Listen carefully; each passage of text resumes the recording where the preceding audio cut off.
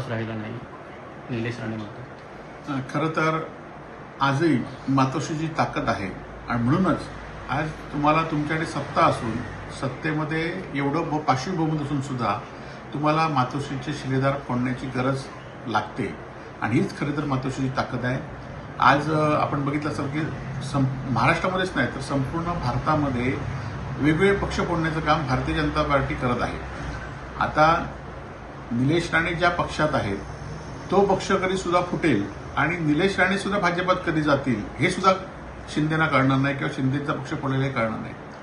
मी तुम्हाला खात्रीने सांगतो की येणारी विधानसभा ही शिंदे आणि भाजप वेगवेगळी लढतील आणि तेव्हा निलेश राणे जे आज उद्धवजींना आरोप करतायत ते त्या निवडणुकीमध्ये शिंदे सेनेमध्ये राहणार नाही तर आपल्या वडिलांच्या असलेल्या पक्षामध्ये भाजपमध्येच ते जातील. टायगरची चर्चा नेहमीच शिवसेनेकडनं होत असते.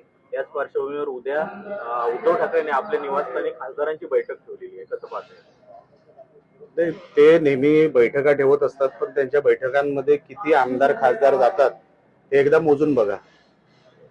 आता विश्वास राहिला नाही. ते नेहमी मिटिंग लावतात. मागे पण तुम्हाला आठवत असेल आता एक 10 दिवसापूर्वी मिटिंग लावली. अनेक खासदार उपस्थित राहिले नाहीत. मग मिटिंग पुढचे पोस्टपोन करण्याची नामुष्की त्यांच्यावर आली आणि ऑपरेशन टायगर हे काय एका महिन्यात चालू आहे दुसऱ्या असं काय विषय तो नाही. आमच्याकडे सातत्याने इन्कमिंग सुरू आहे. सगळ्यांना आमच्या पक्षामध्ये येण्यामध्ये इंटरेस्ट आहे. त्यांना माहिती कामं होतात या पक्षामध्ये. सन्मान्य शिंदे साहेब 24 तास अवेलेबल आहेत. संघटनेचं पाठबळ मिळतं.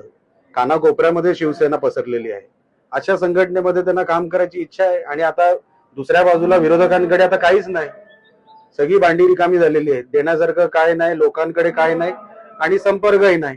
कधीतरी एका महिन्यातून बाहेर यायचं ह्याला पक्ष म्हणत नाही आणि ते लोकांच्या आता तिकडे असणाऱ्या लोकांचं लक्षात आलेलं आहे.